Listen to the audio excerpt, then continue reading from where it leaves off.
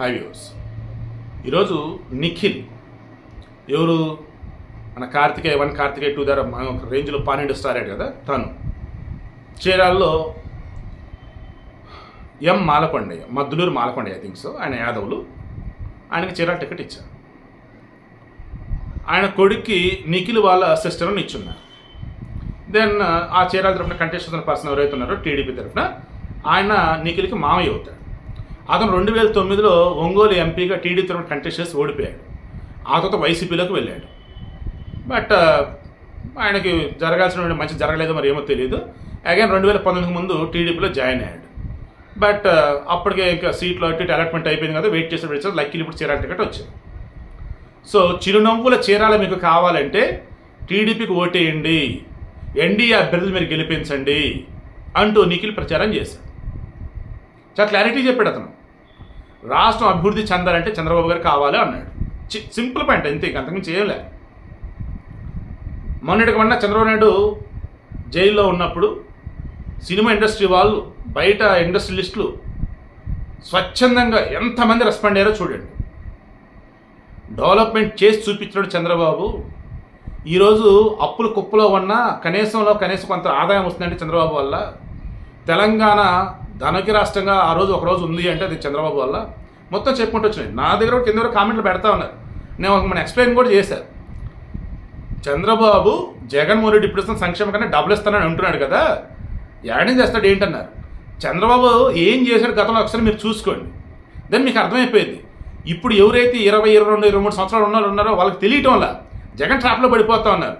And ఇప్పుడున్న కుర్రోళ్ళకి ఎలా ఉంది, ఎగతాళి చేయటమో ఎటకారం చేస్తే చాలు ఆ ట్రాప్లో పడిపోతున్నారు. ఇంకా ఎదుటిన్నాడు ఎంత పెద్దోడైనా సరే వాడిని ఎగతాళిగా మాట్లాడుతూ వాడి మీద మీమ్స్ చేయడం, ట్రోలింగ్లు వైరల్ చేస్తే వీళ్ళు ఇంతరు అంటున్నారు. రే నాయన, చంద్రబాబు నాయుడు ఎంత గొప్పడో మీ అమ్మ నాన్నలు అడగండి. చదువుకొని ఉద్యోగాలు చేస్తే ఎక్కడెక్కడ ఫారిన్లో విదేశాల్లో మన దగ్గర వేరే వేరే చోట్ల ఉన్నారు, వాళ్ళని అడగండి. అంతెందుకు మీకు పాఠాలు చెప్పి టీచర్లను అడగండి, చంద్రబాబు నాయుడు గొప్పతనం చెప్తారు. అంతెందుకు ప్రభుత్వ ఉద్యోగులు ఉన్నారు కదా, వాళ్ళని అడగండి, చంద్రబాబు నాయుడు గొప్పతనం చెప్తారు. అప్పుల్లో కూరుకుపోయి కూడా లోటు బడ్జెట్తో అల్లాడుతూ ఉన్నా కానీ తెలంగాణ ఉద్యోగులతో పోటాపోటీగా ఇక్కడ ఏపీ ఉద్యోగులకు మంచి చేశాడు చంద్రబాబు నాయుడు. బట్ వాళ్ళు జగన్ ట్రాప్లో పడి సిపిఎస్ రద్దు వారంలో అనగానే జగన్ సైడ్ వెళ్ళారు. ఈ టీచర్లు వాళ్ళు ఏంటో మరి వాళ్ళు జగన్ సైడ్ వెళ్ళిపోయారు. ఏమైంది? సిపిఎస్ రద్దు లేదు, బొక్కలేదు. సారీ, ఆ సిపిఎస్ రద్దు నుంచి మొన్న రద్దు చేశారు, దాని తర్వాత ఓపీఎస్ కాకుండా జీపీఎస్ అనేది అన్నారు. ఇక టీచర్లు అయితే అబ్బా బాబాయ్, ఇటువంటి వాడిని మేము ఎన్నుకొని సిగ్గుపడుతున్నాం, మేమేంటి చూపిస్తామంటున్నారు. నిరుద్యోగులు మా కర్మగాలి ఓటేసాం, ఒక ఛాన్స్ అంటే నమ్మి ఓటేసాం, జాబ్ కలెక్టర్ అంటే చిచ్చి అంటున్నారు. అందరికీ అర్థమైపోతుంది జగన్మోహన్ రెడ్డి యొక్క వరస్ట్ అడ్మినిస్ట్రేషన్. అందరికీ రియలైజేషన్ అనేది వచ్చేసింది, చంద్రబాబు నాయుడు ఈసారి మనం ఎన్నుకోవాలి, గతంలో ఎంత గొప్పగా చేశాడు ఈ మనిషి అని. ఒక్కలంటే మీరు ఒక్కరిని చూపించండి. జగన్మోహన్ రెడ్డికి వచ్చి ప్రచారం చేసే ఒక సెలబ్రిటీని కానీ, ఒక సినిమా వాళ్ళని కానీ, లేదన్నప్పుడు ఒక ఎడ్యుకేషన్ ఇన్స్టిట్యూషన్ పర్సన్ కానీ, ఒక వ్యాపారవేత్తను కానీ ఒక్కరిని చూపించండి మీరు. గతంలో ప్రచారం చేసినటువంటి బంచ్ మోహన్ బాబు ఫ్యామిలీ ఎక్కడున్నారు ఇప్పుడు? అలీ ఎక్కడుండి అసలు ప్రచారం చేస్తున్నాడా?